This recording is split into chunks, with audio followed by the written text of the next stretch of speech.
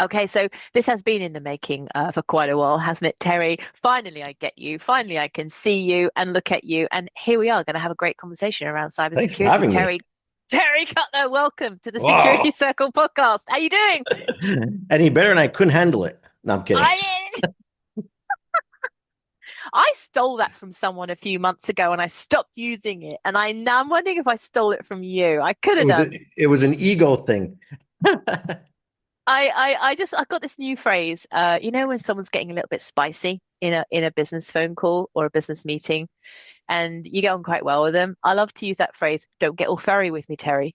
We'll go fairy. No, we don't want that. Furry, as in Oh, bear, furry. furry. Don't get all Never heard furry that with one me, before. Terry.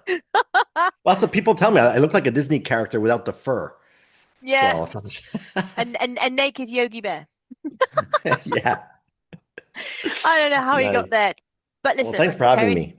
No, it's a real pleasure. Terry, you are an award-winning cybersecurity expert. We're going to find out just how much of an expert you are shortly. And you're a keynote speaker. So, guys and girls, this guy is going to be able to express himself really well and make for good I hope so. storytelling. You were featured on national TV. I'm going to ask you what that's all about. And your tagline on LinkedIn, so you should connect with Terry, is your business is one click away from a cyber attack. You help stop hackers and prevent breaches before it's too late. And we know many have succumbed. So we will talk about that too. But in general, what's the cybersecurity climate like for you right now? Right now, it's an interesting point. Like where we are right now in summertime, we're actually experiencing a bit of a shift right now where we're seeing a lot of budgets being cut. A lot of people are being laid off. Projects are being held. Two of our clients went bankrupt. So it's an interesting time right now. At the beginning of the year, it was really like rock and roll. It was like incident response and hacking and penetration testing and testing of systems. It was really wild, and it slowed down during summertime. Do we have any idea around the causation of this kind of sea change you're experiencing right now? It's probably our neighbors in the south with the tariffs and the uncertainty. Yeah, it's put a little interesting twist in the mix. I'll put it that way. Yeah, and I think you're not alone in saying that as well. But look, this isn't a time to cut a cybersecurity budget Correct. either, right? Let's talk about some cases that have gone on, and let's just share causes and consequences. We all know what a cyber attack is. We know that. Sorry, I'll edit that out. We all know that a cyber attack can turn up in many different formats and many different ways, but there are more common ways of attacking a business, and there are what we call methodologies that threat actors use, aren't there? Yes. So a lot of times they follow the MITRE ATT&CK framework. So a lot of times it's not even, they don't even have to go that deep. It's basically, they'll go on the dark web, they'll do a search on a company, they're going to see a list of emails and the passwords that have leaked to those accounts and just reuse them. And a lot of companies are still not using 2FA right now. And it's unfortunate because they have the excuse, oh, the executives find it too complicated or it slows things down. I mean, you have to understand that cybersecurity is not about convenience. And when these accounts get taken over, they're able to download all the contents of the inbox. And if you're an executive, there's some sensitive information in there. And now you've caused an email business compromise. And now you have to bring in a forensics team to find out what was taken, what was downloaded. Did they get anything else, access to anything else? Because we've seen cases where once the account is taken over, they start phishing other employees because now the email is coming from a trusted source. So, And what are you seeing at the moment around email spoofing? Because my recent sort of dabbling in this area tells me that email spoofing is rife at the moment. And let's talk about what email spoofing is and what it looks like. yeah, they basically looks like you receive an email, it looks like it came from somebody you know, except the domain is misspelt or the from name will be different once you hit reply. So, for example, you might receive an email, looks like it came from a partner's company, but then all of a sudden, the moment you hit reply, it turns into like, anonymous424 at gmail.com. People aren't paying attention to that. And we've seen people actually like interact with these bad guys and they end up transferring the money to the wrong bank account. So we've seen that a couple of times. But it's quite difficult, isn't it, for very, very large corporations to actually remedy when they know that they're potentially having a lot of spoof email issues. Yeah. I mean, a simple feature you can add in your email settings is whenever you receive an email from an outside source, it'll pop a banner up. It says, hey, this email is coming from the outside. Be cautious. Don't click on anything you're not supposed to. And good luck. So I'll have to share this little story with you. I recently interviewed the former director of GCHQ after 9/11, a very clever man who was around and hired into GCHQ, our major intelligence services, at the age of the Cold War, 1969. There was still a Cold War going on. So very seasoned professional. And he got this email from a colleague. I would say this is like a movie line from a former, security services gentleman friend he'd not been in touch with for many years, let's just say.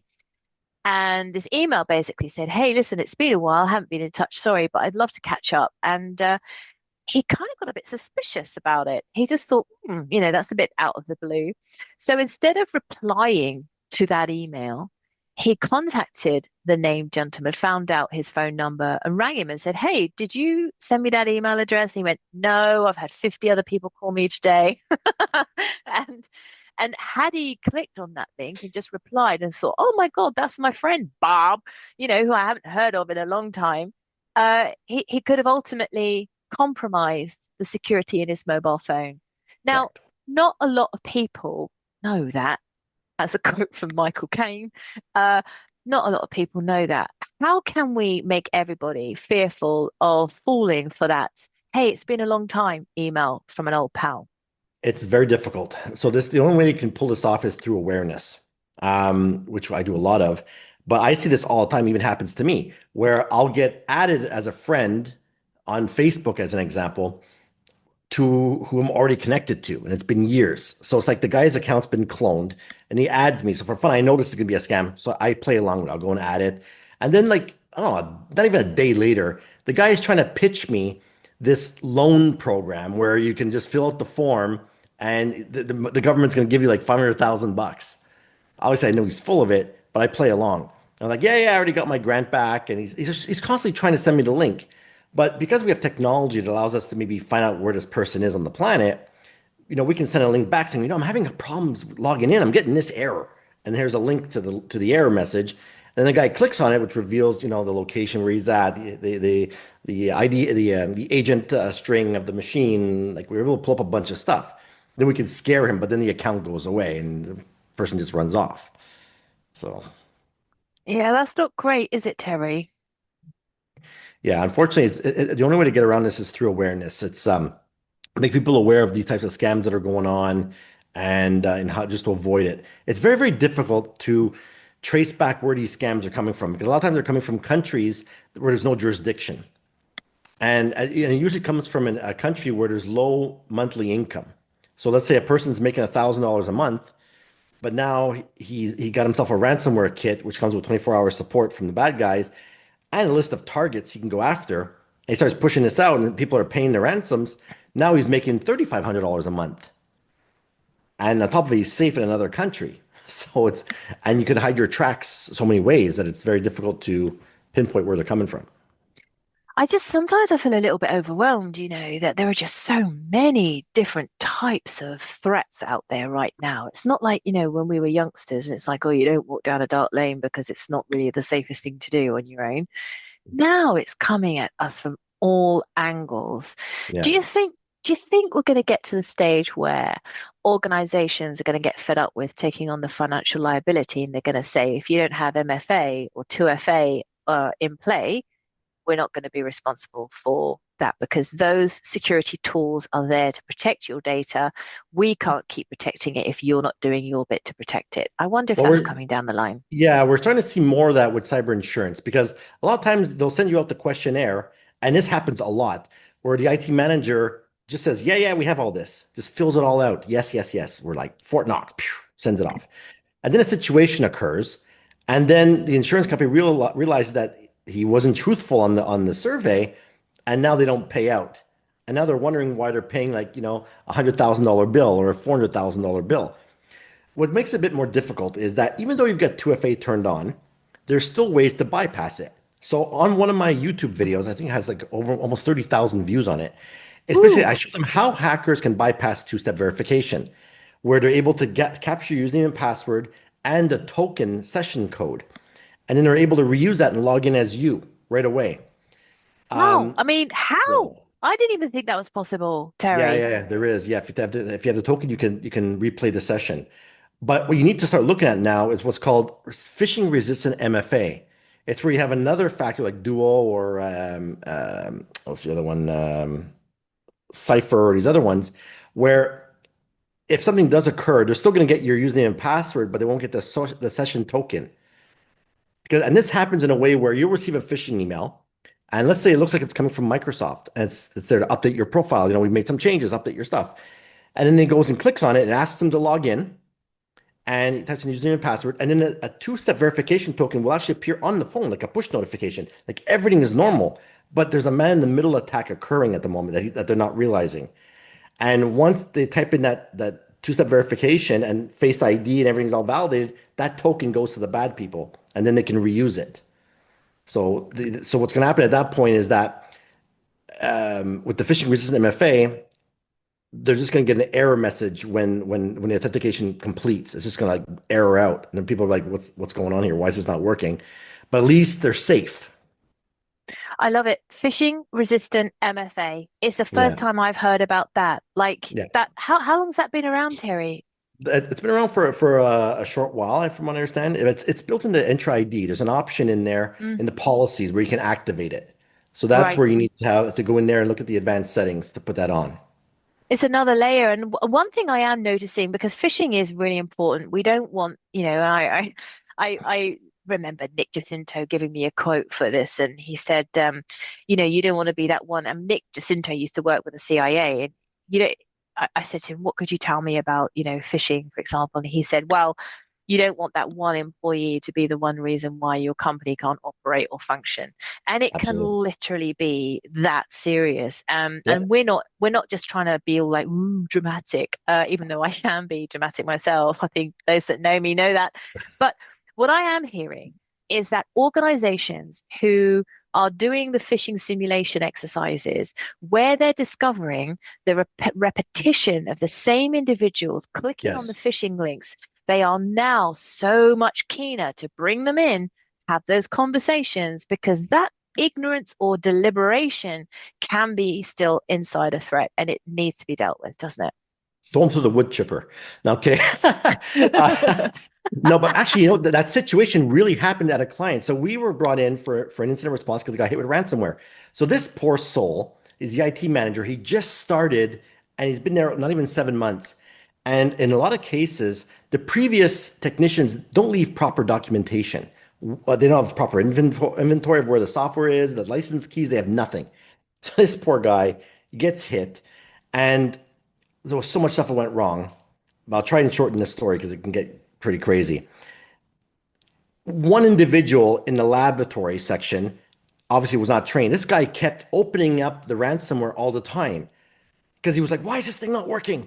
And he keeps opening it, which ransomed the ransomware. And it got to a point when we're trying to do ransomware negotiation with the bad guy, he had to provide us multiple keys to decrypt the multiple layers because of that guy. And the other problem they had is that they didn't test their backups. So the last known good backup was 8 months ago. They didn't know Oh it was not dear. working properly. So they left Mm, an 8 month hole in their system. yeah. And then they had to go back to tape backup, which was safe, but the problem was the software to index those tapes was on the ransomed server.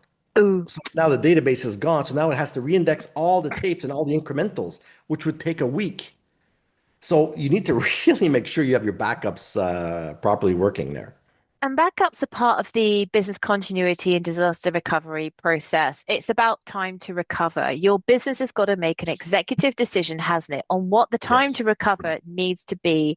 Because we tell businesses now it's not a case of if you get hit by a threat actor, it's when. And many organizations can demonstrate with their own analytics that they're getting hit several times a day and their defenses are under attack several billion times a week. Yeah. That's a lot, isn't it? What happens if the power goes out? Yeah. Well, I mean, for the backup, you want to look at a strategy. We call it, it's known as a 3-2-1 strategy. It's where you have three copies of the backup at all times. Two of them could be on site, but on different medias. And then the third one has to be off-site, disconnected, either up in the cloud or on a remote tape or something else that cannot be touched in case a cyber attack ever occurred. But a lot of folks are not taking that strategy. They're just keeping one copy on site and they have like a vault that synchronizes. And they don't realize that when they get hit with a ransomware attack, the software is designed to go after everything you have, as it's designed to destroy your backups. So when it destroys the backup, it actually reinitializes your network or your SAN, I should say, and maybe even synchronizes that ransom to the other side. And now the other side's ransomed. So it's a real mess when they get hit with a ransomware attack. They don't realize how, oh, this will never happen to me. But when they get hit, most of the time the ransoms are starting at $1 million right now. And they Yeah, just need to understand that's bad. that's going up. Now, take us through what it's like in your experience to negotiate with a threat actor over ransomware attack. Well, a lot of times, they're going to come in at the high number. They want $1 to $3 million, whatever it is, some crazy number. And of course, the negotiators will go back and forth, and we're always going to cry broke. The client lost so much money because of this, and then we can get that ransom down sometimes from $1 million to $200,000. And in a lot of cases, it's way more cost effective to pay that ransom than it is to rebuild the entire network. And then you have another coin that says, if I pay these guys, how do I know they're going to give me the key? And it was funny because one ransomware actor replied back, well, it's our reputation on the line. So I'm like, what? Even the bad guys have a reputation. Like, yeah, if we don't give you the key, or we're gonna start getting a bad name in our side of the house. Oh, that So, implies that they're working to a degree of ethics, although oh that yeah, might be a very different ethical scale than we would that's operate it. in, Terry. That's it. Wow. But Street cred. especially in healthcare, because these systems have to be up 24/7.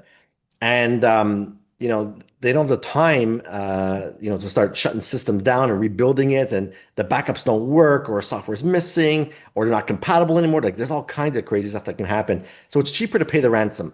But then now, once you pay the bad guys, there's a flag that goes off on their side that says, hey, let's hit him again later on. Let's get some more money out Cash of these guys. cow. Hmm. Cash cow. And a lot of times they're hiding their back doors in your network. So the average time that a hacker is in your network is between 6 and 18 months prior to being detected. Oh, This no, is the don't. average time. Oh, no, So while Terry, they're in no. there, they're setting up back doors in which you're taking backups of this. So even though you say I'm not going to pay the ransom or whatever that, there's a good chance that they've copied out your data. Because people think that, oh, I got hit with a ransomware attack. It's like, oh my God, they're in my system for 10 minutes and ransomed me. No, they've been in there for months, getting prepared, and then they hit you. Oh, Terry, I can feel cyber hearts breaking all over the world. Aren't you happy you have me on this call? What's the one, I mean, take us through what it's like when you speak to clients and they say to you, Terry, look, oh, we're hit, we're hit, we're hit. It's like, uh, what's it like dealing with them and how difficult is it to get them to think the right way in those circumstances? It's at the beginning, they go from this will never happen to me to becoming advocates and promoting it to their peers. So usually what happens is it's an extremely stressful situation. When we go in there, we need to deploy software that'll contain the ransom because it's designed to spread across the whole network.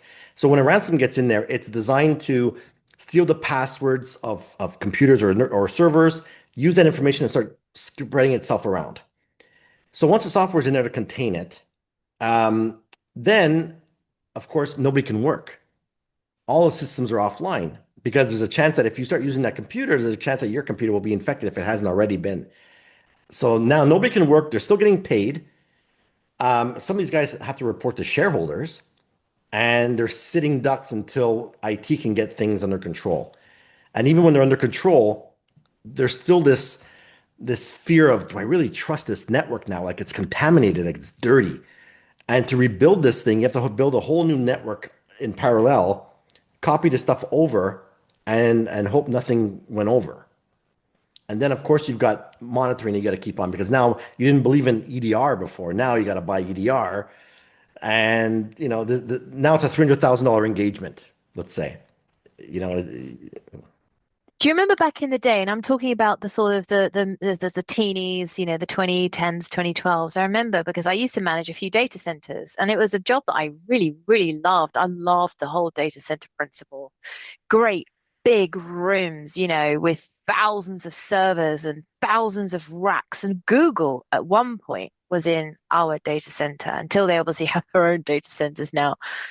But at the time, the business continuity plan for big organizations was to have a failover data center, to never have all their eggs, all their servers in one basket. They would have a second one. Have we just kind of cut corners now? Because it makes sense, doesn't it, to have even the functionality of having space so that you can have a duplicate of your core IP data. So I'm thinking, have we just forgotten that principle of having a failover system within our organizations, or is it just too expensive? it's obviously very, very expensive, but we're starting to see more people moving to the cloud, thinking that's going to be more secure, less headaches, whatever. But remember, like they always say this, right? The cloud is just somebody else's hard drive. You still got to manage it. And out of the box, a lot of times it's still not secure because there's not one size fits all. So you still need to go in there, do your penetration tests, your audits, because we still find out a ton of misconfigurations that occur. And so there's some failover that happens in the cloud. But if ever this data had to come back on site and you're dealing with terabytes of data, sometimes it can take a long time to synchronize back to your office. So all this has to be accounted for. And then consider that some databases are quite old. Some of them are legacy databases. Some of them just need an overhaul. Some of them are clunky. They're not going to move data very quickly. It's going to be incredibly slow and onerous. And I'm thinking, I mean, if you want to get to a train station to meet a very important train time, you're going to have a reliable car. You can't just like go on a wing and a prayer, after not driving it for 6 months and expect it to work, right? So Yep. is preparedness the issue? Yeah, there's preparedness, but there's also the situation where some of these apps are not compatible with the newer technology. So we see sometimes people are still using SQL 2015 or older, and Okay. they're stuck because maybe the browser to their critical application still relies on Internet Explorer, Internet Hmm. Exploder, we used to call them. And so they're stuck. And the only way to do it is to replace the entire hardware, which could be 100,000 bucks, especially if you're working for a dentist office, for example. Some of them are still running Windows XP. Like, how on Oh, earth is this Lord. possible? It's because the XP is built into the system that controls the dentures, that builds the dentures, and it's embedded. So the only way to do that is to change the actual physical machine, which Yep. could be 300,000 bucks. And let's relate that to something non-dentistry. It could be a printer, but the printer's £200,000, and that printer runs Yeah, on, XP. And so all you've got to do is make sure it's not externally ported to the internet, right? You can run exactly. anything as long as it's not externally. Because I understand that there's a website, and I used to know it, where you can literally go on, it will tell you every single connected XP, Windows 10. Uh, Are you uh, referring to Shodan? that's the one. Is it still up? Shodan.io. Oh yeah. Yeah, so that's how Yeah. we actually do. That's how we actually. A lot of times when we're talking to new customers, we want to show value up front at no cost. So we can show them we can help them by actually helping them with these reports we're going to provide them. We can actually do what's called an attack surface report. We actually pull information out of public sources like Shodan as an example, and we can show you what the hackers see about your business online. And we see Yep. tons of stuff like remote access is exposed, and the like software is exposed. Like there's all kinds of stuff they never even knew about. Yeah. So that's how we gain their trust and hopefully we do business. And virtual machines not behind firewalls. Ooh. Yep. Yeah. And you mentioned remote access software. I genuinely think it brings a lot. There's a lot of open source remote access software that people want to use to help their jobs. It means that you can basically connect to another PC wherever it is around the world, conduct some work on it, and not be in the same immediate environment. But these open source is trickery right now. It's dangerous to use Yeah. the open source. It's best to use something within your organization's software development lifecycle, approved applications to use. Don't go outside the box. You know what I mean? Yeah, we deal a lot with we see a lot of shadow IT. It's where the employees kind of take things in their own hands and maybe install a remote access tool. So there was a situation that happened a couple of years ago. I'm sure it made the news for you guys. I believe it was a water treatment plant in Florida where there was an IT guy that was fed up of always going back to the office. So he installed TeamViewer on his computer, and it was left with the default credentials. Or actually, I don't even think there was credentials on it. So he can log into it whenever he wants from home and test, I guess, adjust the water or whatever it is. Anyway, hackers got control of it and they were able to see the dashboard, the console, and possibly make changes to it. Luckily, nobody made changes to it because the guy, one of his colleagues, was in the office about to leave the office, and he realized his mouse was moving by itself. So we're like, uh-oh, that's a red flag. So that's how they caught it. Yeah. I mean, wasn't that a near miss? And I that could have believe so. been, yeah, that could have been absolutely crazy. But what's going through the mindset of these individuals that aren't considering the risk, but they're just considering the convenience to them? It's very difficult. But they're like, it's not my job to know this stuff. I'm just here I'm just here for my job, or he's just here for the money. I don't care about this stuff. Nothing bad's gonna happen. Blah blah blah. It's just all digital, but they don't realize it has consequences. When a company gets shut down, nobody can work. There's layoffs that occur. People get fired or laid off. It has a real impact in the real world. There are huge concerns, aren't there, in general with end user. So Yeah. give me another example why end user risk is something that we all have to be aware of. Well, it's because end users are typically not cybersecurity experts, nor do they want to be. So they find it too complex. There's too much technobabble. It's hard to understand and it's boring as hell. So how do we in IT make it more, like I like to call it, edutaining? So educational and entertaining at the same time Love it. to to kind of like educate them on the risks that will happen if they don't pay attention to this stuff. And that's the biggest part because the software that's out there right now to train these users is literally boring. In fact, I'm not sure if you knew this. So I launched Internet Safety University in 2016. It's designed to educate the person at home who doesn't care about cybersecurity on how to protect their Instagram accounts, their Facebooks, all this kind of stuff, and make them aware of the threats that can happen to them and their company. Then they bring that knowledge to the workforce. Then you can train them with the know befores or these other softwares that are designed to do awareness training. So that was what the biggest comment was. This training is so boring. I wish there was a way I can use this information at home, and that's where my stuff complements what's out there now. Oh, well done. So what we'll do is we'll provide a link for people to Sure. just tap into that, Terry. And I think in today's age, where we're flooded with information, it's great to go to a trusted source to learn. Obviously, people will love to hear what you have to say and will want to hear more. So let's go on to a very big piece that's important to you as well. Let's talk about ethical hacker Mm. methodology. And I'd love for you to tell me a story about why ethical hacking fulfill fills your heart because it's so effective. Okay, so yeah, I'll backstart this to when I first started in this field. So I've been in IT now for over 30 years. The last big company I used to work for was called Novell. Those that are my age with the gray hair will know this software, the software vendor. So in 2003 and 4, I started getting inspired by watching shows like CSI and 24. Remember Jack Bauer? So I was like, Yes. how does Chloe O'Brien breaking all these systems so fast? And at the time, the certified ethical hacker course was starting to come out. And that's where I was able to plead with Novell to send me there in Washington to train with the FBI, the CIA. They were all students in the class to learn how this stuff happens. And so, armed with the knowledge of how the hackers get in, I felt it was my duty to train the general public and business owners on how to keep safe online. So, fast forward to today, I do a lot of awareness training online. I've appeared on multiple national television stations, won some of the biggest awards in the industry. It's funny because I see like I got named number one most influential person in cybersecurity worldwide for IFSEC Global in 2018. I'm like, that's impossible. Like, I can't even influence my kids to come to the table without an iPad.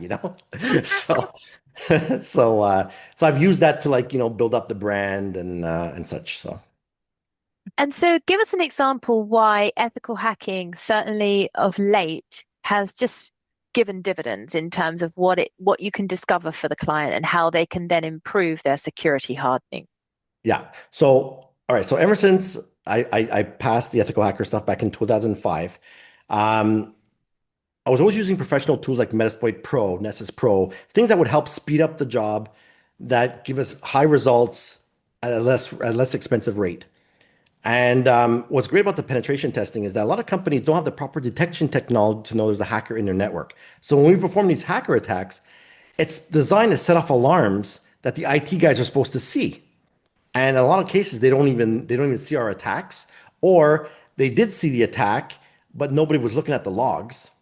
So like, oh yeah, we nobody saw our 20,000 attacks we just launched at you. And so now we've kind of added a subscription model to pen testing now. So we call it pen testing as a service. It's where you can get multiple tests for the price of one. And it keeps the information fresh because a lot of times companies only have budget for one test per year. So the hackers aren't taking 11 months off after that, right? They're always constantly attacking you. And there's new threats coming out every week or every day, whatever it is. So now a lot of companies hire us to do four tests a year. So every 3 months we do a penetration test. So they get to see what was fixed from the last round, what did they miss, what's new, and it always keeps them fresh and the on top of the cyber attacks. And in fairness, what's the likelihood of an organization having that process in place, having a significant cybersecurity incident compared to an organization that isn't having those number of penetration tests every year? Well, they just, we see a lot of companies that don't have the budget. Like for example, there's one company we're just doing now. We just re-signed their deal, but the last time we did the test was 4 years ago. So a lot of times it's usually relating to budget, or they feel like, hey, we make fiberglass. Who's going to want to hack us? But they don't realize that when their systems go down, nothing works. So they need to have these tests to test their resilience of their current cybersecurity solutions that they have in place. So CISOs have got a pretty big job right now, and we might have a higher demand for deputy CISOs than we would for actual CISOs. And this is because the price on a CISO head now, in terms of regulatory liability and law, Yeah, is graver, isn't it? I think their salaries have literally doubled in the last 2 years. And there are some people that would say, I don't want to be a CISO because the responsibility is just too much of a burden.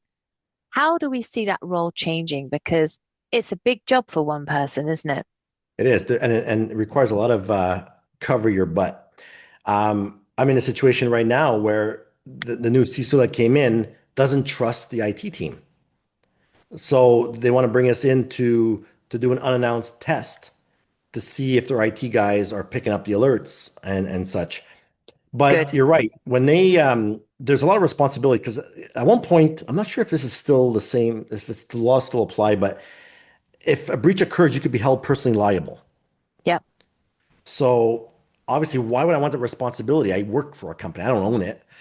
So, and if I don't trust my team, I need to have outside funding to go and hire these outside guys to validate everything. And then, of course, why is everything so expensive? And you should be doing this yourself. Do it in-house. You got your team. It's a big trust problem. Yeah, that's huge if you don't trust who you're working with. But then if you've come in and you want to get a kind of baseline, I suppose, it's gonna tell a lot, isn't it, to a new CISO if analysts aren't picking up. But look, sometimes it's not about analysts picking up the right incidents coming through their seam. Sometimes it can be because the rules in the seam aren't effective enough, and no one. I had exposure once to a certain situation where they hadn't changed the rules in the scene for 12 years. Yeah, So we were operating with the effectiveness against cyber threats from 12 years ago, not yeah. with the mammoth changes that are going through. So those rules, they need clinical, precisional amendments and changes to keep up with the times, don't they? Yeah, they do. And there's actually reports that are coming out that most seams are missing 75% of the attacks. Because Oh these my God. solutions are log based, as a hacker, we're able to modify the logs, we're able to delay them, and it's gonna produce false information to whoever is supposed to be monitoring the screen. But in a lot of cases, they'll say, we just bought Splunk, we just bought a big system here, paid 200,000 bucks. and it just sits there. And like you mentioned, the rules are not updated, or just the default templates are there, and it's just collecting logs. They're just collecting event data, but there's no one looking at the results. They don't have the skills. They don't realize that when you bring in a scene like this, that it's very expensive to run because you have to have specialized experts in your company that do this. Now they become a cost center. These cyber guys are not salespeople. And So and on top of that, this is not a some seams are very frustrating to work with. Some are much newer and much more user friendly. A seam and then you look at SOARs, for example. So everyone's expecting a SOAR, an SOAR, to come in and make seams more effective. But a SOAR is only going to be effective if your seams are working to their optimal efficiency. And I think when you look at the investment that goes into these types of tools, and then to have them misappropriated, to have them not being used, it's like, having a Ferrari and never driving it. It's like, what a it's like a waste. $200,000 night light. It costs more in electricity. Yeah. Yeah, And it's very expensive. And the management like, how is this possible? We still got breached. Like we just spent all this money. Like, yeah, but correct. no experts are behind the screen looking at this stuff. And I think that's because businesses are kind of almost losing focus, really, in it's not just about having the right tools or the fancy tools. And we know that things like CrowdStrike, Splunk, they're very expensive. And when Yeah, they're put to their optimal use, they are very effective, which is why they can charge so much money for them. right. But you don't go and put brand new carpet in an old Cadillac. Do you know what I mean? No, exactly. And a lot of times these IT folks are using various tools to do their job. Like I see this happening in healthcare. They'll have Windows Defender on the servers. They'll have Trend Micro on the workstations. They'll have, Kaspersky for the servers. They'll have something for everything. But these tools were not designed to work together properly. So when an incident occurs, and a lot of times there's like 15 people on a Zoom call trying to piecemeal what just happened, and it gets crazy. So, especially if you're relying on logs, you need to look at solutions that have what's called deep packet inspection. You want to do full packet capture. So this way you get to see the real truth that's coming in and out of your organization. So you can see when large amounts of data is leaving the company and where it's going to. They're not even getting alerts that there's an internal vulnerability scanning occurring at the moment or there's propagation occurring. Like none of these alerts are showing up in the IT's mailbox. So they have no idea that they're in a cyber attack, especially when we do them.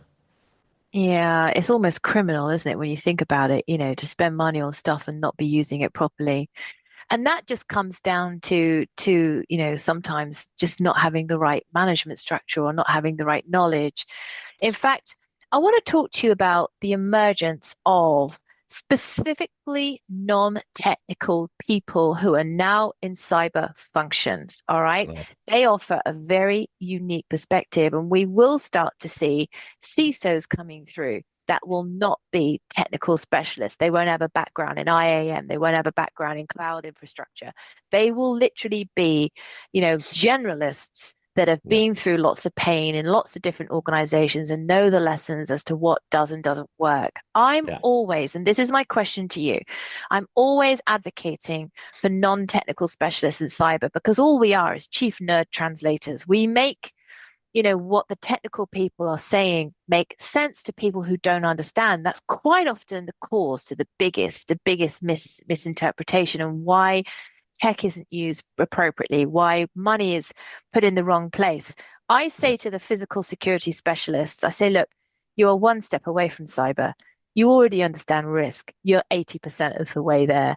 yeah, You understand incident management. You understand business continuity and disaster recovery. You understand asset management, right? yeah. All you need to do is understand how all of these little cyber components are all like related to each other. What would be your advice in your opinion as to how, because somebody non-technical will listen to this and go, oh my God, this sounds so exciting. I mean, daunting, but exciting. Yeah. What would you say to them in terms of they're on the bridge, they want to cross over to cyber?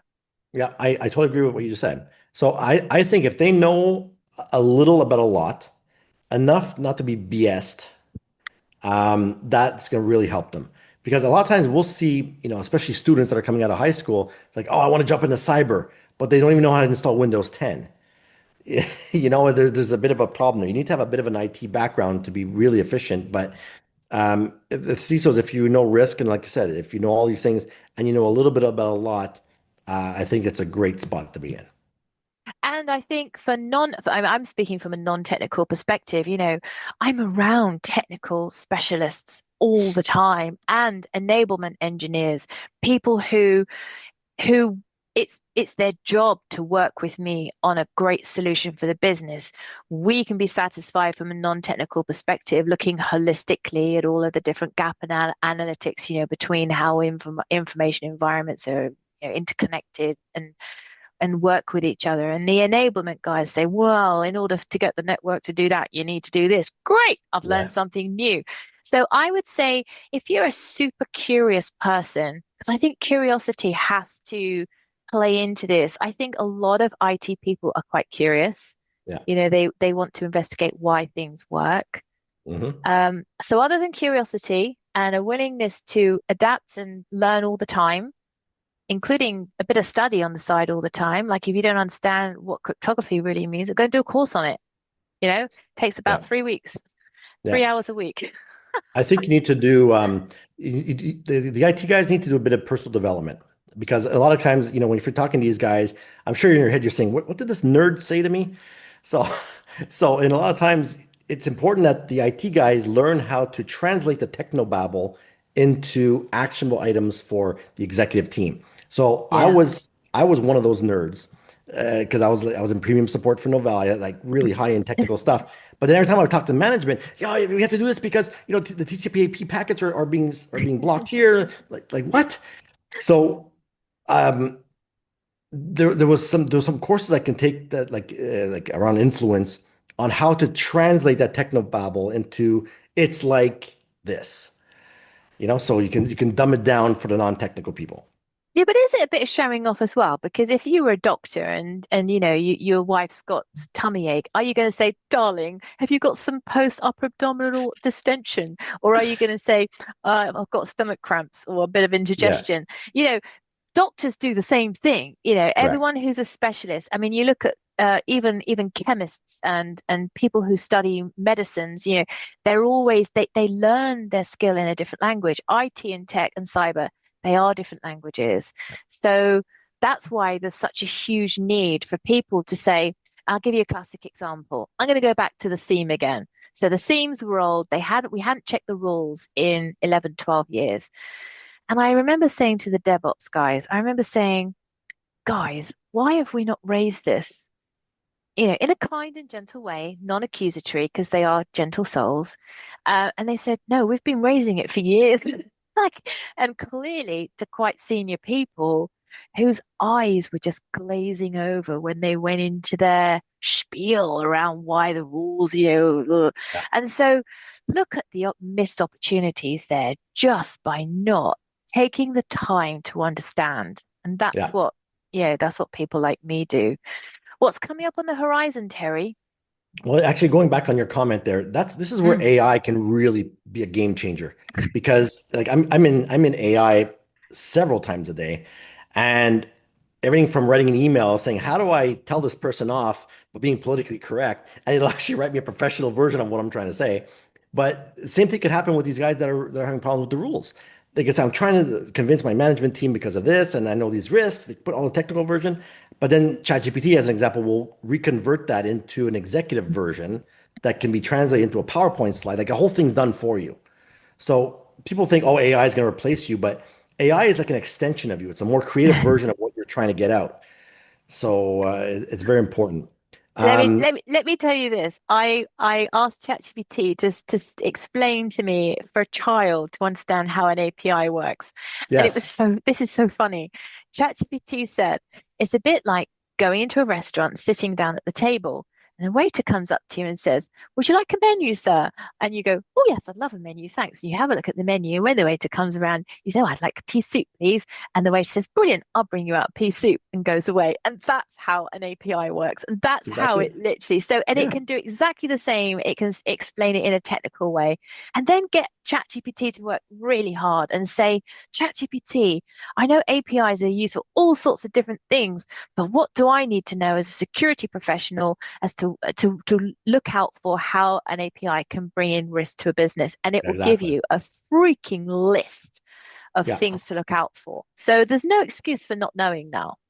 But that's why that example you just gave of the restaurant, it's a perfect example. Everybody will understand it. It's flawless. Perfect. Yeah. Right. And So, Avios is a great example because when you say book a vacation and they're partnered with Avios, you want to get your Avios points, right, for your air travel. So that little API connects the fact that you've spent X amount of money on a flight, and then it connects it so it adds up in your Avios total account. And that yeah. link is secure and encrypted to make sure that it can't be, fraudulently tampered with. So Yeah. every time you could book with six different airlines, and as long as they're Avios affiliated, that little API will send your points total. So you've got a whole points total to use in your Yeah. Avios points. I even And go it's as far as saying, "Oh, you're going to Germany. Here's 10 things to do there, and here's what the price range. Like everything is there." It's like, oh my God. Okay, this is Oh, great. I noticed this with a travel app that I use, and it was just it was good, and I still use it. It's called booking.com. I love Yeah. it. And I was in a certain location, and they said to me, while you're here, do you need a cab? Do you need to book a restaurant? Do you it's preempting what I might need. Do you know that the bus station's this far away and the train station's this far away? And where are you headed? And it's the future, isn't it? It's going to think for Yeah. us. Yeah. It's some good stuff coming, I'm sure. But let's explain shadow AI then. Shadow AI. I don't have Look at much to your say about that face. yet. Look at your It's not face something on I paper. know about yet, but I'm sure there's some craziness that happens where like I've been seeing some videos where you can enter some advanced coding that'll like break out of the model and ChatGPT will do some crazy stuff for you, but I've not No, played enough in that world. so I'm going to relate this to the physical security space. You've got a security officer, he's observed an incident, he's got to do a report by the time he finishes work. He's paid by the hour, he clocks off after 12 hours. He does not want to be late. So he goes on to an AI platform that helps you do report writing, puts in a few facts and Hmm. information, which is sharing sensitive information on an AI platform that's potentially open source and sharing all of your vulnerabilities around the incident. And then, hey presto, he's put together this absolutely fine, spankily, never seen so good a report, and it's 5 minutes before he's due to go home. That's shadow AI. That's like, um, okay, how many of your employees are actually using open source AI assistive tools to get their Yeah. job done and to look Yeah. efficient? Let's face it, they want it's all for the right intentions. They want to look good, they want to do their job well, they want to save time and be efficient. Yeah. But they're missing one big thing. Like, what's the trade-off? And have we just lost our IP to that organization? And have we also lost ownership of our IP because in using that particular open source technology, we've relinquished our own or copyright on something. We've seen a situation a couple of years ago where it was a big vendor where one of the employees copied up the source code and asked it for any vulnerabilities that it could see in there so it can fix it up. And he got disciplined pretty quickly after, you can't put your source code up there because maybe somebody else can access it. We don't know where it's going. So, What scares you, Terry? what's good? Obviously data breaches, of course.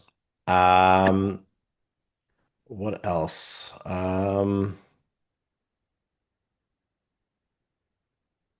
That's a really good question. I've been through so much, not much scares me anymore. Uh, data breaches for sure, or fake news.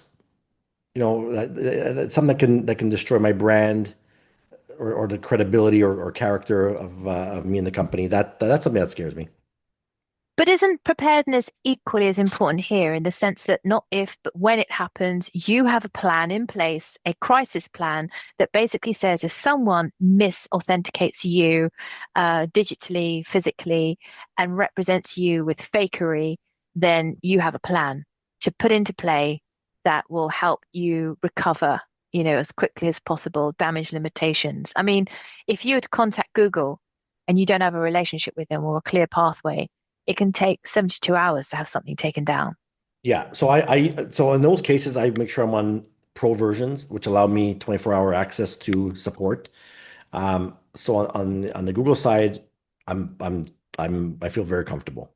It could be, but here's where it could mess up for me, where it's like, let's say I bring in an expert to help me with, I don't know, social media, and I have to give him access to my account, and he can turn around and go rogue and start locking me out of my own stuff. Then that could be a problem for me for sure. Well, don't tell everyone. Yeah, exactly. Go and get it. No, I'm kidding. No, talk about how to So, come and hit me hardest first.